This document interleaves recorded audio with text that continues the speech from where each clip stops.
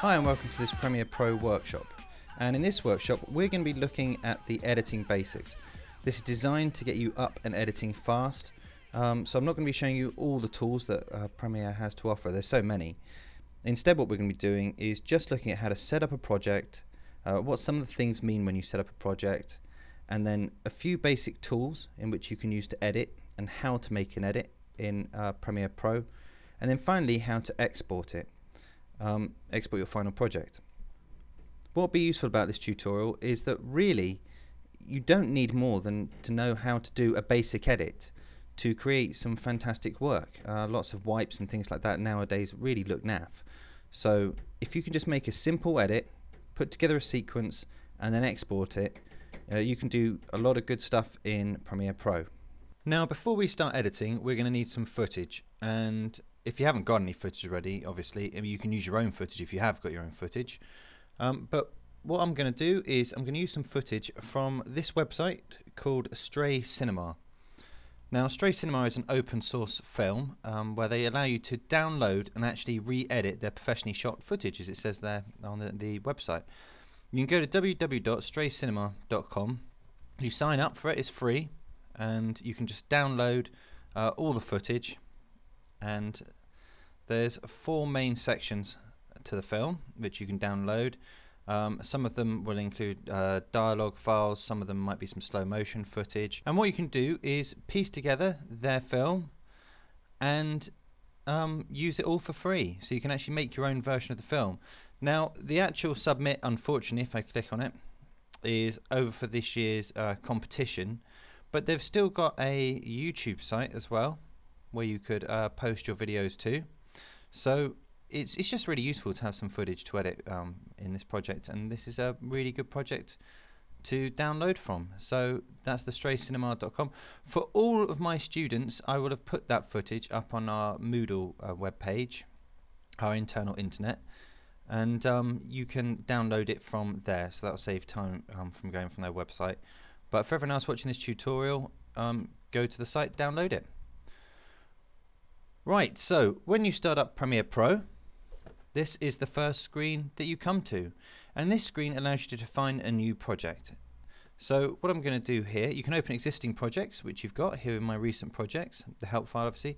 Here's the new project and I'm just going to click on it, and this brings me to the new project settings windows now. So I'll just quickly explain these bits. The renderer, I'm running a laptop here, so mine hasn't got the Mercury playback engine built into the graphics card. If you're interested, the Mercury playback engine is something that can rapidly speed up your rendering in the editing process. This Mercury playback engine is available on some NVIDIA cards and some AMD cards as well.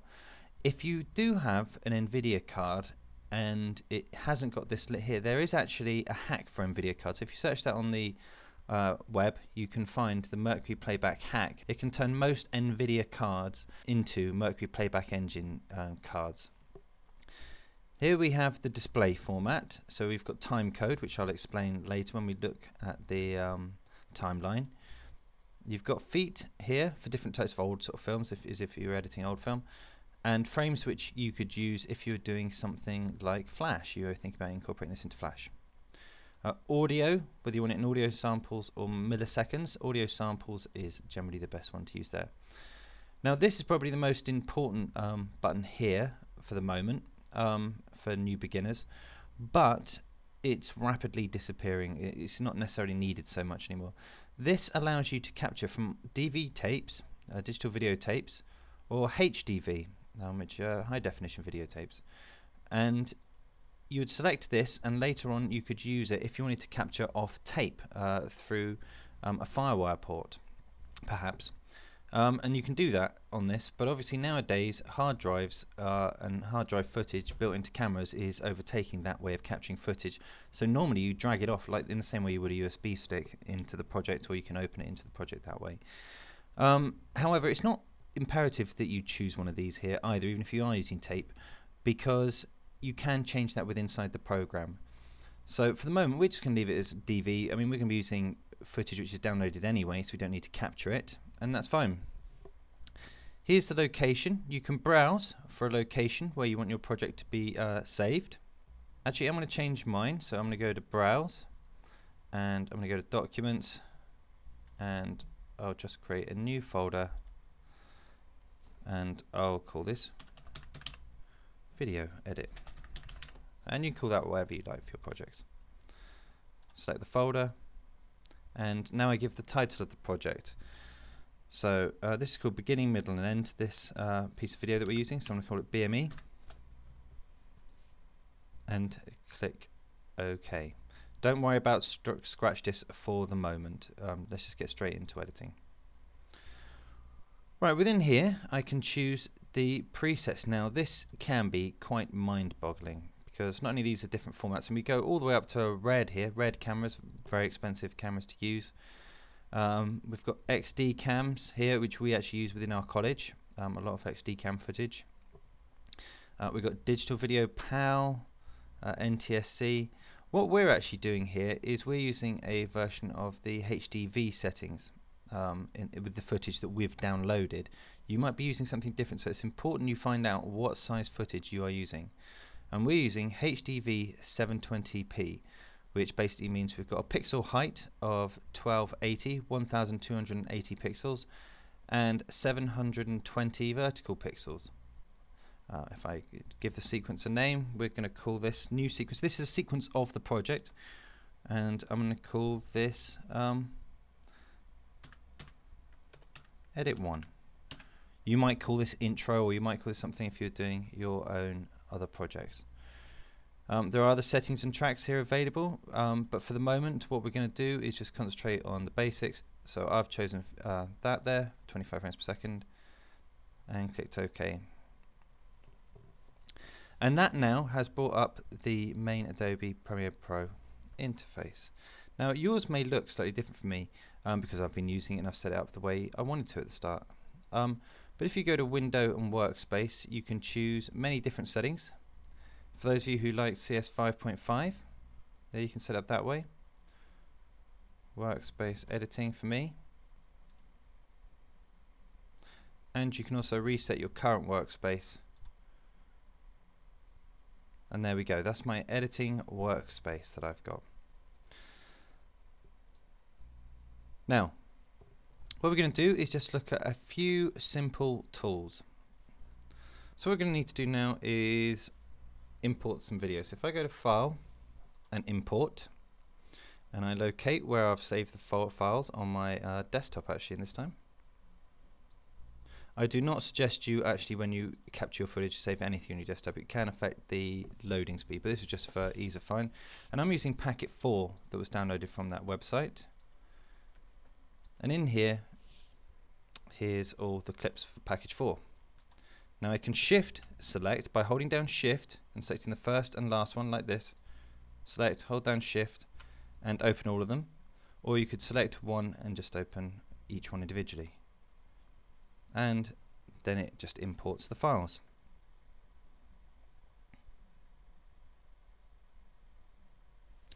Now you can see down here, here are my project files, and you can change how you want to view them. So I can change it to a list, or I can change it to an icon view, so I can have a look. The icon view is really a good way of viewing your footage, and you can also adjust your window space here. So what I'm going to do is I'm just going to click in between the two areas and you get these two lines, and I can drag it up like that, and now I can see a few more of my clips. In fact, I like my toolbar to be a bit thinner, and now I can see more of my clips. And what you can do is just roll over, don't have to press a button, and you can actually see some of the footage that's inside the clip here. Now I actually like my toolbar to be over here. So what you can also do is you can play around with your settings, and I can grab that toolbar and stick it over there. Actually, let me just put it this side a sec.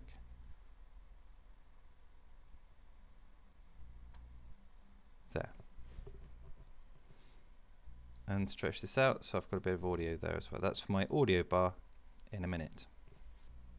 In fact, now's a good time to have a look at some of the different windows that are on the interface, but I'm not going to make it too complex. I'm just going to tell you the basics so we can get straight down to editing. So over here, this is the main project window, and this has all the clips in. That may also contain audio files or any other assets that you are bringing into the project. Over here, these are your main toolbars. The two main tools that you can use to do quick edits early on, so you can learn how to edit easily without all the extra fuss, is this tool here, the selection tool, and this tool here, the razor tool, that is used for cutting clips. This here is the audio bar. The audio generally should be up somewhere around here, where it starts to turn yellow. It will be green, yellow, then red. If it goes red, it causes clipping, and that can cause your audio to pop, which means when you hear it, it will suddenly distort slightly. Up here is the source window. There's nothing in here now because we haven't put any of the clips from here up to here. But what will happen is we have a clip here, we put it up here, and we can edit then down here if we bring it down here, and this will show us how our edit's looking. This over here is our actual program window, which will show our edit. So this here's for clips here, this here is for the main timeline. And that there is really the basics of an Adobe Premiere Pro setup. Obviously, it's a very complex program if you want it to be, and there's many more things you can do in it than just edit as well. You know, that you can do color correction, and you can actually do some audio effects as well and try and save the audio.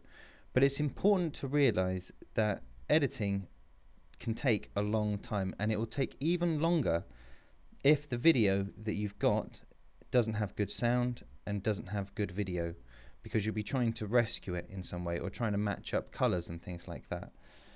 It's also important to realize that although this is a video editing program, videos in many ways is secondary to the sound of a clip.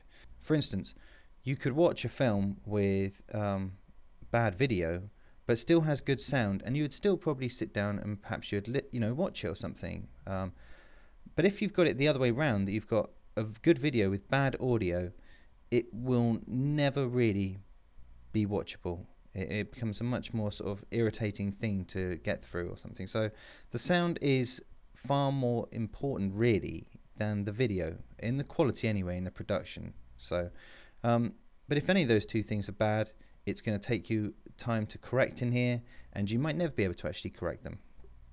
So let's go ahead and start to make an edit. Now this is the first time for me using these clips, and what I'm going to do is I'm just going to have a look at one of these clips here, which I'm scrubbing over now. So 2 characters on the swing, and I'm going to bring it up into my source window here. You can also actually just double click to change something like that, and that you can also bring up a little bar down the bottom here. You can have a look at and hear the audio. Pressing spacebar will actually play that clip as well. So spacebar from there. Perhaps I'll scrub that back to here. Okay. Right, here's our clip. Let's have a look at what's going on. Okay, so they're being set up here, and the scene, if I grab this playhead here, I can drag it along here.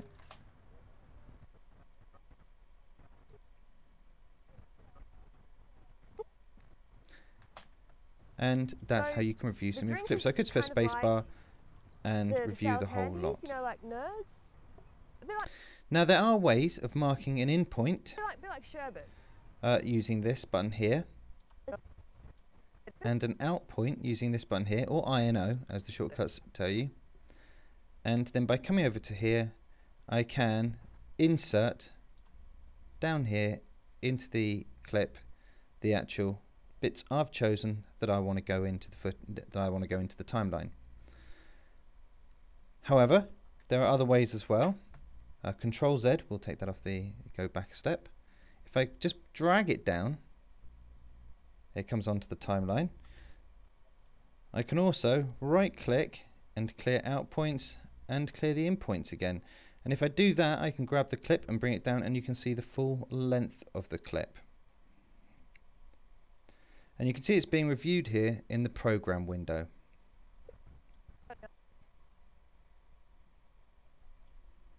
So there you go, that's one way of bringing it in. If I go here again, let me just show you, mark in, mark out, obviously you review the footage before you want it to, drag it down, and I can select the clip and press delete, or let me just right click there and clear the out and in points, or you could just bring it down, and once more again you could also just select in and out points rather than bring it down. I've just double selected 2 in points. You can select an in and out point, and you could insert the clip down there. What's interesting as well is if I do it that way, I also have the option of overwriting, and it cuts at the point where I overwrite the clip coming in. If I insert it, it puts it in between the clip. So if I found an edit and I wanted to insert something later on, it would insert it and shift the whole timeline along. The other thing you have the option of doing is having only the video or having only the audio from the clip as well. So I could just bring just the video down so it doesn't have any of the dialogue, or I could have just the audio down. Oops, sorry. And that's dragged down here into the timeline. Now the timeline is shown up here in the program window. The timeline consists of 3 video lines and 3 audio lines that match with the video. And you can drag your video up, and video 2 will match with any audio you want. You can drag it to any different audio. So you could have multiple clips over each other, like this. But generally, for the first time you learn to edit, we'll just have it from one edit to another. Now that's very hard to see, so what I'm going to do is I'm going to insert another clip, perhaps from here. Remember, this won't make any narrative at all at the moment. I'm just grabbing clips just to show you. And what I'm doing now is I've dragged it straight into the timeline, and you can actually, using the selection tool, go to the beginning of the clip and drag it along, and drag it back and place it where you want. It's not a great way of reviewing a clip, that though, because your timeline will get messy. It's much better to do it in the source window. And there we go. You can have an edit that way. Another way to edit is to use the razor tool. So, for instance, I might wish to add an edit here. So I'll be watching it.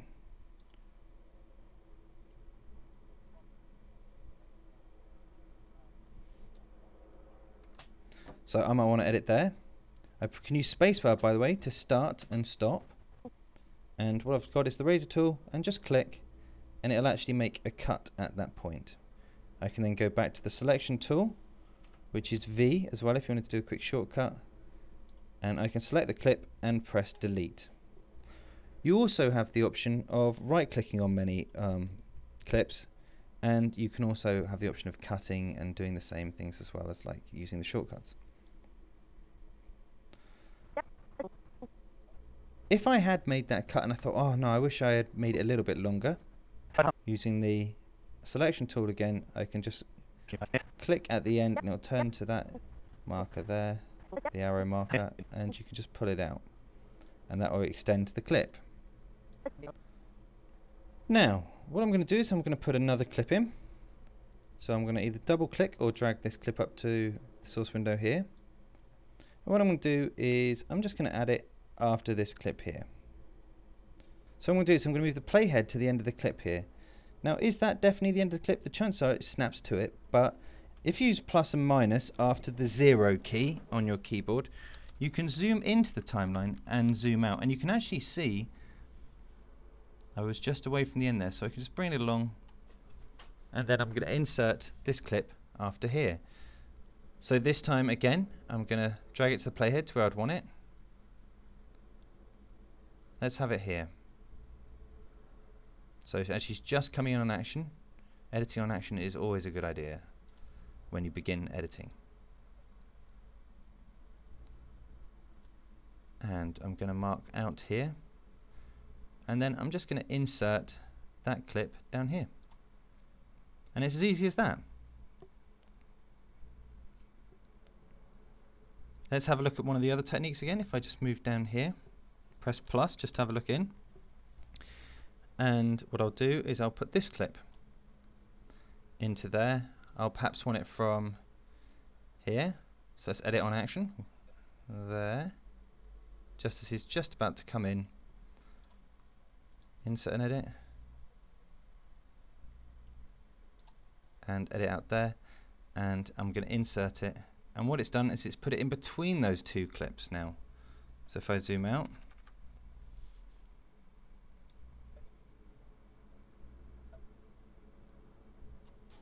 there we go. So that's now starting to put a sequence together. And you can see the audio on this clip is very good as well. Their audio is coming right up to the green and just tickling the yellow there. So now you're able to essentially put a sequence together. If you were given one, you could edit the end of it, or you could drag it, and you could change the length of it, bring it down onto the timeline, so you could put a sequence together. Let's have one more look at the razor tool and see why the razor tool can be awkward in situations as well. So for instance, this edit here.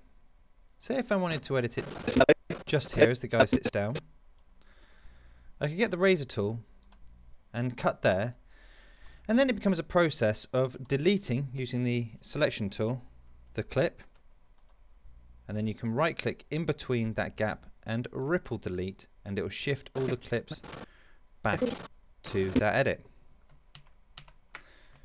Press Ctrl Z twice to go back, then I did. And you can also now ripple delete by just right clicking on the clip and doing that as well, and it will move back. So you can either delete it, you could drag clips back, you could ripple delete by clicking in between, right clicking and going ripple delete, or you could just select the clip, right click and ripple delete. Alternatively, you could want to actually take that clip and you could have dragged it straight out. Now, using the razor tool like that to cut the top and the bottom of clips and moving them around is all fine and well, but it can be quite a time-consuming process about extending out the ones before and after, the clips before and after. But there is now two tools in Premiere Pro that I've used similarly in Avid before. Avid's another editing software, and they feature now in CS6, and they're done so well. And this is the slip and slide tools. And what these tools will do is allow me to change the in points and out points of these clips, but without having to do edits. So say if it's in the right point and it seems like it's in the right process, but I want to trim a bit off here and do a bit here and something, you can use these tools. So we've got the slip tool and we've got the slide tool. Let's have a look at the slip tool. You can use Y on your keyboard to select it, or I'm just going to select it from here. And what I'm going to do is I'm going to change this clip, and by left clicking on it and dragging it either to the left or to the right, I'm affecting the in and out points of that clip that's there. So I could start it here and finish it, maybe if I wanted to finish it exactly on that kiss there, I could leave it there. And it also tells me at the top the starting frame, the finishing frame of the first clip and the starting frame of the second clip. If I let go now, the clip's still in the same position. And there he is, looking really depressed. Or what I can do is use the slide tool, and this now will slide the clip over the existing clips around it, affecting their in and out points, but not the clip that I'm moving. So that clip might be right, but it just didn't. Two very useful tools nowadays in Premiere Pro, those, and I'll probably be using them a lot more now that's been included. Right, finally, just to finish off the bit about editing here, this is quite a skip through, remember, you know, I'm sure some people are looking at this and just going, that is quite basic, but it's just to get you started. What I'm going to do is just show you how to do a fade in and a fade out. And to do that, we're going to use a tool called the pen tool. Now, some people might say you could do a cross dissolve as well. You could cross dissolve, you could dissolve out to black, because actually behind this clip it's black, so I could just use a cross dissolve effect, but I just want to get used to using these tools here to do this. So I'm using the pen tool, and you should see a yellow line here, and if I move the pen tool to the yellow area and click, it inserts a keyframe, and I can do one here now as well, and then use the arrow selection tool and select it by left clicking and drag it down, and that will do a fade out. Similarly, I could do that on the front here and fade in. The fade also, if I just click up, move up that clip, if I just move down the audio as well, and if I move it over here, you'll see I can't see the yellow line now. I can actually click on this little arrow here for that and extend it so I can see what's going on. It will actually fade in the material underneath it as well, so you can create montage. Now the other reason why I showed you that with the pen tool is because the pen tool can be used in a similar way to affect the audio. If I expand the audio track, also wrong audio track, this one here, it too has a yellow line, and I can fade it in the audio. Hope you like it with water. Cheers. Fade out the audio. An interesting quick way of adjusting the audio when you first start editing, I wouldn't recommend this necessarily if you're doing, if you're more advanced, is to just use the selection tool here, and I can just go to the yellow line and just lift it up to increase it a few decibels, and lift it, drag it down until it's quiet. Water. Cheers. Finally, another useful tool of Premiere Pro is to be able to unlock the audio from the video in case you didn't want any of the audio here.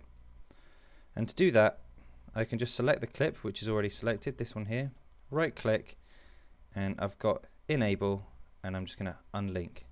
Now if I click away from those two clips and click on, I can separate the music and the audio, or the soundtrack rather, and the audio track. But you do have to watch when you're doing that you don't unsync certain clips. You might do it accidentally to clips and drag it around a little bit, and then they'll be slightly off when they're talking, like this.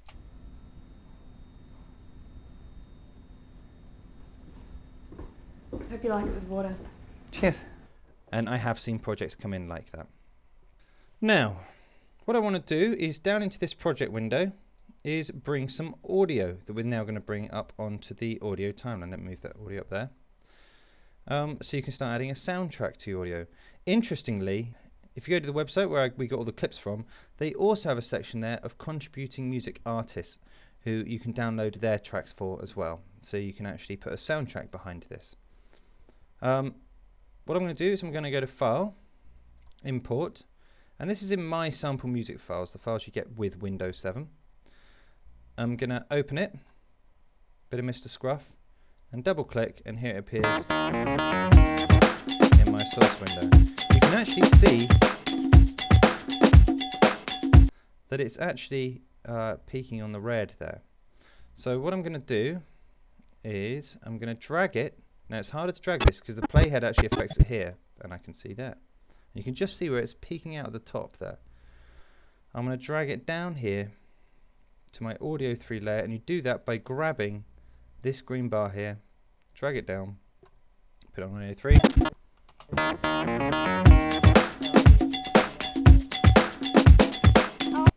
Now, it's peaking here, so I could adjust it in several ways. There is a whole other audio mixer editor up here, which I can do that with. Let's have a look at that clip. Let me just press spacebar. No, we're not down there anymore. We're at the park. So I could bring down audio 3 that way. Yep. Okay, cool. Thanks. And just have it there.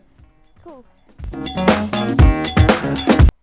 Or you could come in here and you could start using the pen tool the way we did for the audio. And I'm just going to press that there a few times. Bring it down here. I can also use the arrow tool to bring the audio down here. then I can have it fade in. It needs to come down a bit more.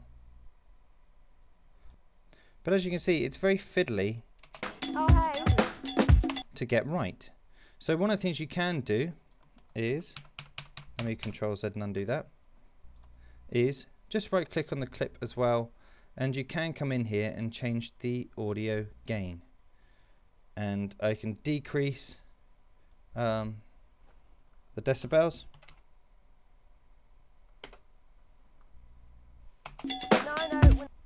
Still a loud clip.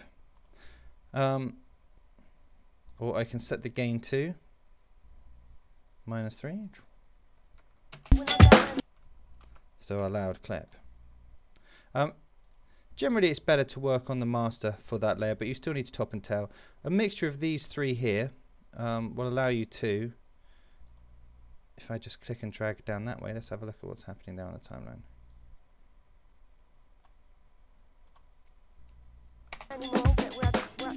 That's brought it down somewhat.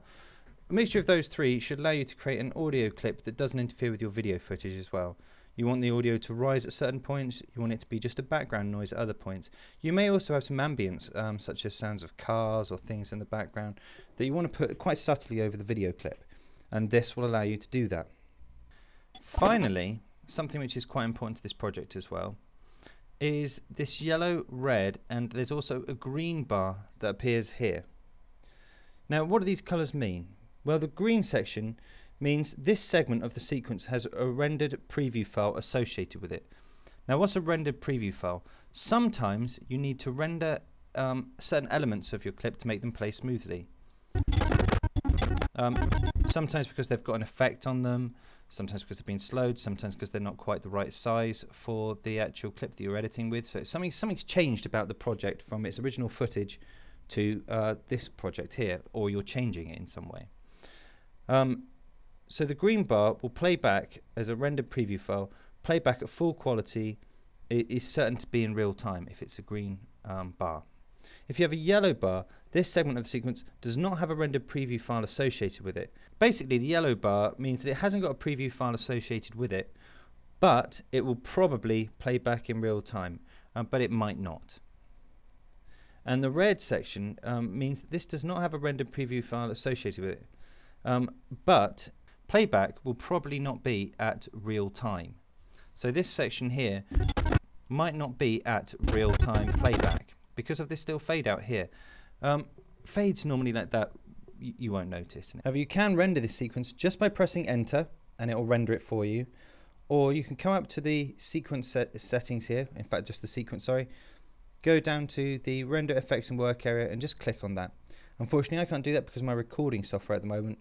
But that will all just go green and then it will just play in real time.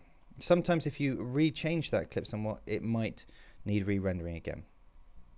So that's how you put a sequence together. Now, how do you output a sequence? Say you've got your whole film ready. To do that, you can just go to File, Export, Media. Now there are many options and ways of exporting your movie sequence. To export means you're going to put it into a format normally that is compressed in some way, and it doesn't have to be compressed, but normally you'll be outputting to a compressed format. You've got AVIs. You have an AVI uncompressed, which would be a very high format. The H.264, which is far more in use at the moment. You could put it out to MPEG if you fancy putting it onto a DVD. You can play around with these settings. You can do quick times as well.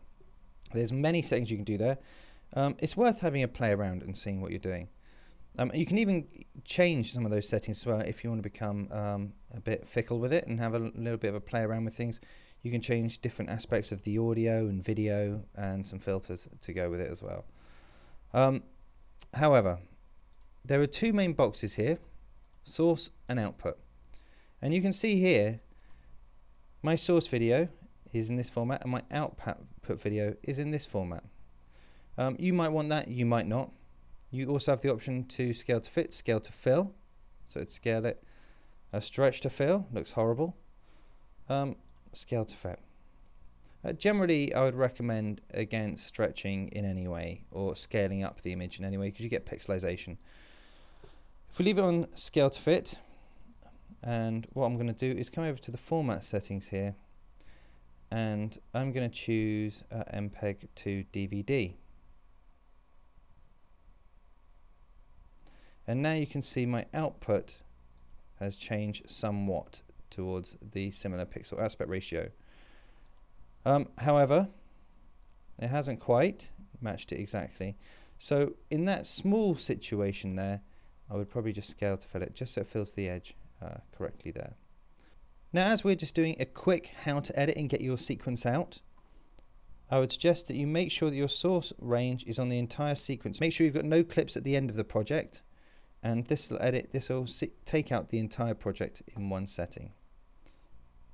You also now have the option of queuing or export. Queuing opens Adobe Media Encoder, which allows you to export clips and still work in programs as you do it. It kind of queues them up and will render them bit by bit as you work on other projects. We're just going to use export here to export our project in a second. The last thing here is the output name. If I click on that, I can then choose a location where it's to go to, change the name, and save it. And then just click export.